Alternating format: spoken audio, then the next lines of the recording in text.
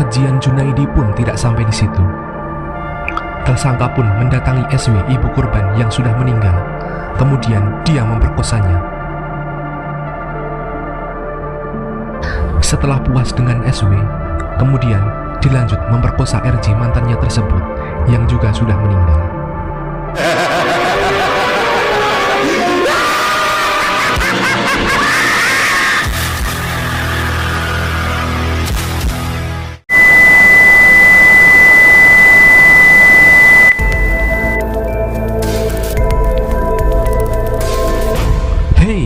Welcome to Septakid Disaster. Kembali lagi dengan saya Septakid. Semoga kabar kalian sehat dan berbahagia selalu. Cerita kali ini datang dari Desa Babulu Laut, Kecamatan Babulu, Kabupaten Penajam Pasir Utara, Kalimantan Timur. Kasus pembunuhan yang menggemparkan ini belum lama terjadi. Pembantaian ini terjadi pada hari Selasa, 6 Februari 2024, sekitar pukul 01.30 WITA dini hari. Betapa tidak menggemparkan, satu keluarga berjumlah 5 orang dibantai habis oleh satu orang, yang tak lain adalah Junaidi, yang masih tetangga korban, dan dia juga pernah menjalin hubungan dengan salah satu korban. Tak puas hanya dengan membantai mereka, kemudian mayat ibu dan mantannya diperkosa. Mari kupas tuntas. Sebelum masuk ke ceritanya, agar tidak bingung, kita berkenalan dulu dengan pelaku dan korban. Pelaku adalah bernama Junaidi, lahir di Balikpapan, tanggal 27 Februari 2006. Dia merupakan seorang pelajar SMK di daerahnya. Junaidi ini merupakan tetangga korban, yang rumahnya pun hanya berjarak 20 meter dengan rumah korban. Dan tersangka ini merupakan mantan pacar dari salah satu korban.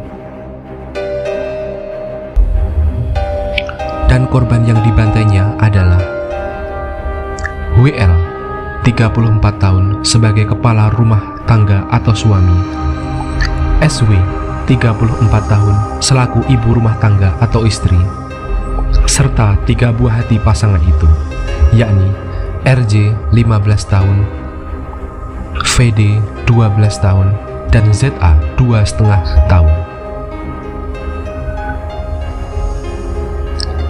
RJ ini adalah anak tiri dari WL atau mantan pacar tersangka. Peristiwa ini sangat menghebohkan warga Penajam Pasir Utara.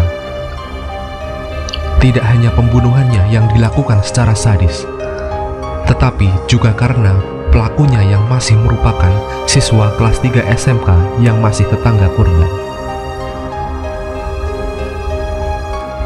Semua berawal dari kisah cinta yang kandas. Junaidi masih merasa kesal dan sakit hati karena telah diputus oleh RJ. Kala sore itu, si Junaidi memutuskan pergilah main. Tersangka ini dijemput di rumahnya oleh salah satu temannya. Kemudian mereka nongkrong bareng bersama teman-teman yang lainnya, yang lokasinya tidak jauh, hanya sekitar 500 meter dari TKP.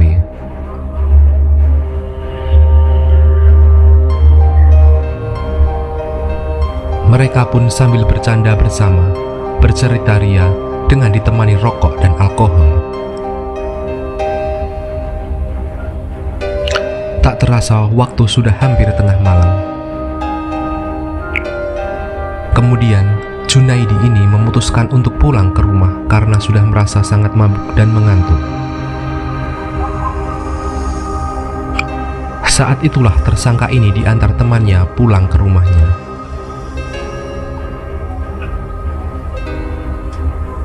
Sesampainya di rumah, Junaidi ini bukannya langsung tertidur, tetapi dia malah merenung karena kisah asmaranya yang telah kandas.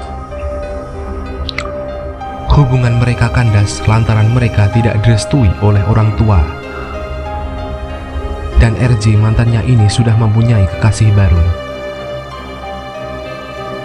Tersangka ini juga masih memendam dendam karena akhir-akhir ini hewan ternak ayam milik korban sering membuang kotoran di rumah tersangka. Dan sudah pernah cekcok mulut dengan WL ayah korban.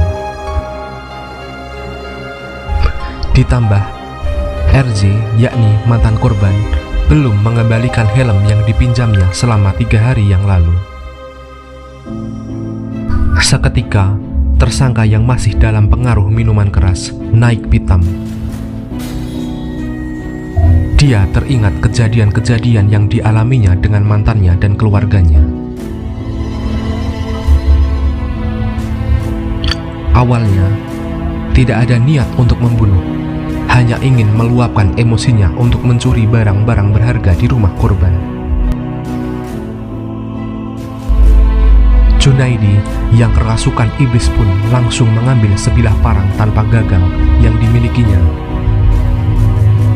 kira-kira sepanjang 1 meter, untuk berjaga-jaga jika terjadi perlawanan. Kemudian dia memulai rencananya dan mulai mendatangi rumah korban.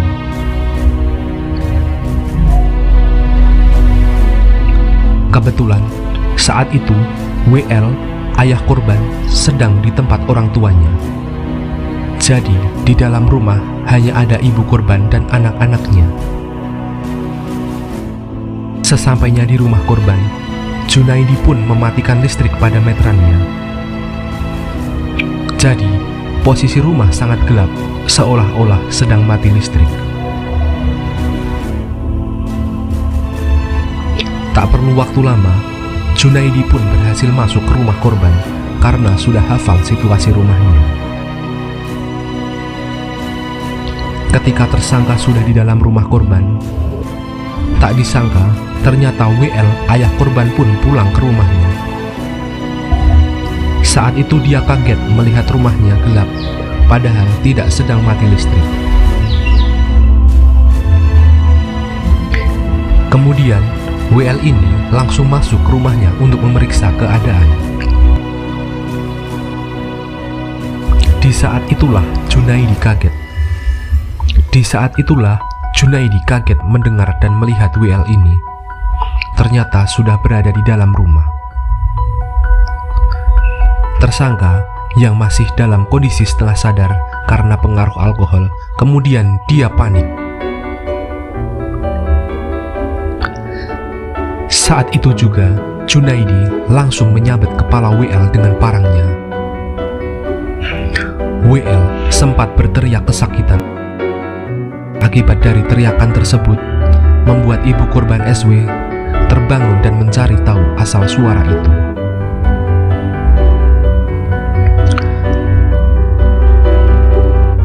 Saat melihat SW, Junaidi pun langsung cepat-cepat menebas kepalanya dan langsung tergeletak. Kemudian RJ mantan tersangka ini pun juga terbangun dan secara membabi buta langsung dibacok kepalanya hingga meninggal di tempat. Masih belum puas dengan membunuh 3 orang, kemudian tersangka ini mencari 2 adiknya yang masih berumur 10 tahun dan 2,5 tahun ke kamarnya. Mereka juga tak luput dari kekejian Junaidi.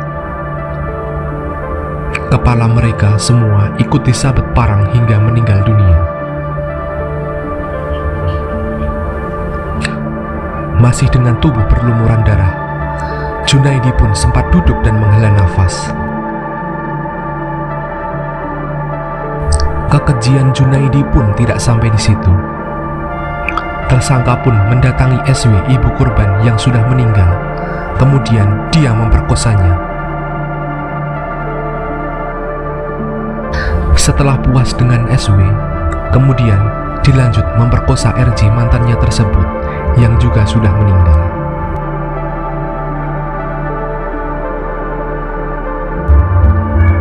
Setelah puas melampiaskan hasratnya, kemudian tanpa dosa, dia pun kembali pulang dengan meninggalkan 5 mayat begitu saja.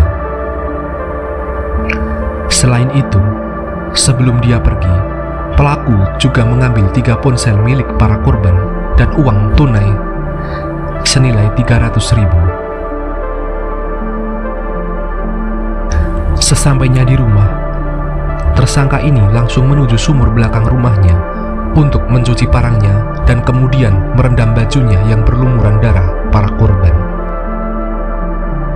Kemudian dia mandi dan berganti pakaian.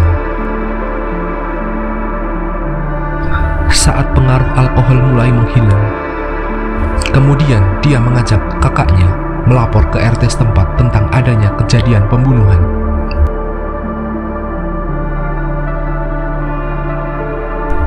Tersangka beralibi dia menjadi saksi bahwa ia melihat ada 3 hingga 10 orang yang melakukan aksi pembunuhan, dan pihak RT pun membuat laporan ke polisi. Awalnya status tersangka yakni saksi dan dibawa ke Polres Penajam Pasar Utara untuk dimintai keterangan. Setelah mendengar keterangan dari tersangka, polisi merasa ada yang janggal dan tak masuk akal dari keterangan saksi Junaidi ini.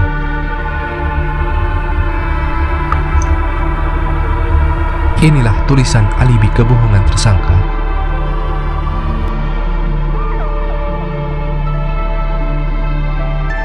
Kemudian, polisi pun melakukan olah TKP. Dari hasil olah TKP, titik terang pun terlihat ketika polisi menemukan rendaman baju dengan noda darah di dekat sumur rumah tersangka.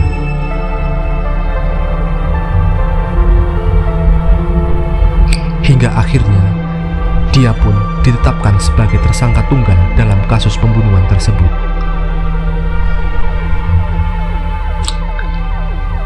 Awalnya, pelaku sempat mengelak.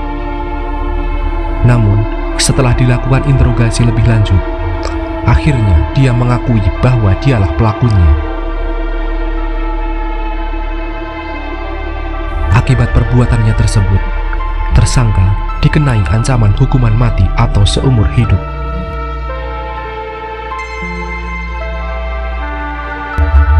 Pemakaman para korban diiringi isak tangis keluarga dan warga sekitar yang ikut mengantar jenazah ke pemakaman.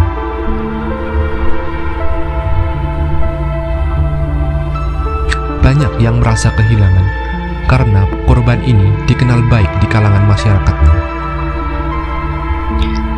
Yang lebih mengharukan, jenazah dikubur berjejer menjadi satu liang lahat berukuran 2 kali 5 meter. Bagaimana menurut kalian tentang kasus ini? Jangan lupa utarakan pada kolom komentar dan subscribe channel ini. Terima kasih dan sampai jumpa di video selanjutnya.